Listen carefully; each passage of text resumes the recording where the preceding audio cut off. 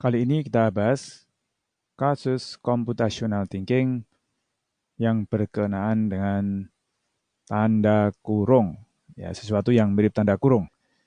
Kalau melihat soalnya, ini panjang sekali soalnya. Jadi intinya ini pokoknya ada tanda kurung begitu. Berarti kalau tanda kurung kan ada kurung buka, kurung tutup. Panjang sekali. Kita bolehlah nengok soalnya seperti apa sih. Oh, ternyata soalnya adalah mengenali ini. Manakah dari gelang-gelang berikut ini yang dibuat dengan cara yang telah diuraikan. Jadi kita harus kenal dengan pola yang menyangkut cara membuat susunan kurung seperti ini. Kurungnya ini mewakili gelang-gelang gitu. Ya, coba di utak-atik sendiri, dijawab sendiri, baru ikuti pembahasannya. Sebuah toko permata membuat gelang yang tersusun atas bentuk-bentuk hiasan yang mirip tanda kurung. Ada dua bentuk yang berbeda, P1 dan P2. Satu pasangan bentuk adalah dua bentuk yang sama yang diposisikan berhadapan. Satu menghadap ke kanan, seperti tanda kurung buka, dan satu berikutnya menghadap ke kiri, seperti tanda kurung tutup. Nah, namanya juga kurung ya.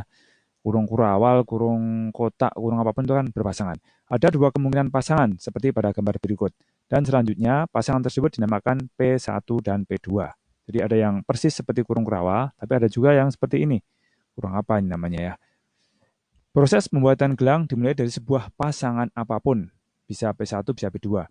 Pasangan demi pasangan berikutnya disisipkan secara bersamaan. Jadi pasti memasukkannya itu bersamaan pada suatu titik penyisipan, di kiri atau di tengah atau di kanan. Jadi boleh di kiri, di tengah, di kanan dari yang sudah ada sebelumnya. Dari pasangan yang sudah ada, ya kan? Untuk memperjelasnya, berikut ini ada sejumlah contoh.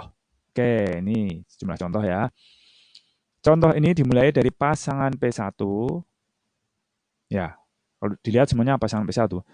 Pasangan P1 kedua disisipkan di antara yang pertama. Ini ya, disisipkan yang pertama. Dan pasangan P1 ketiga ini disisipkan di sebelah kiri dari P1 yang pertama. Ya, ini ada dua panah, berarti ada dua penyisipan.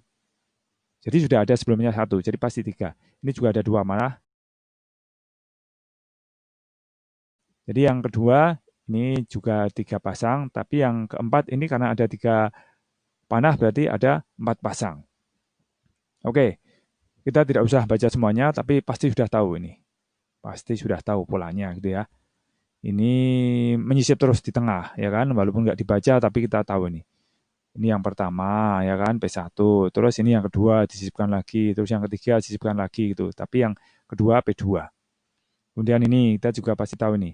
Ini pasti dimulai dari sini ya, P2. P2, kemudian disisipi ini P1, ya kan? Terus disisipi lagi P1 di tengahnya. Tapi yang terakhir, di kirinya P1. Oke, kita harus memilih mana di antara empat gambar ini yang bisa dibentuk dengan cara yang telah diuraikan pada soal tadi. Pause dulu videonya, baru nanti kita bahas. Oke, sudah dijawab? Ya, andalan kita kali ini adalah pengenalan pola. Dari tiga contoh ini saja, kita pasti tahu bahwa pasangan yang baru saja disisipkan itu selalu jadi satu. Jadi ini jadi satu. Berdekatan begitu, tidak bisa lepas. Ini juga.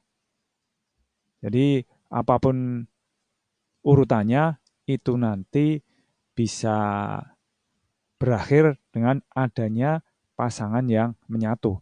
Nah, jawabannya bisa didapat dari situ. Kalau ada dua pasangan yang menyatu di dua tempat, ya berarti kita mikir itu mungkin terbentuk apa tidak begitu. Tapi dilihat dari ini, jawabannya ini kita sudah tahu nih. Yang ini jelas tidak mungkin, karena tidak ada pasangannya yang menyatu. Ini juga tidak mungkin ini. Yang ketiga apa lagi? Jadi jawaban yang benar adalah yang keempat. Ya kalau mau dikenali ini pasti dari P2 dulu. Kemudian disisipi P1. Kemudian disisipi P2 lagi. Jadi untuk kasus tanda kurung ini atau kasus gelang-gelang ini, jawaban yang benar adalah D. Dengan pilar computational thinking, pengenalan pola.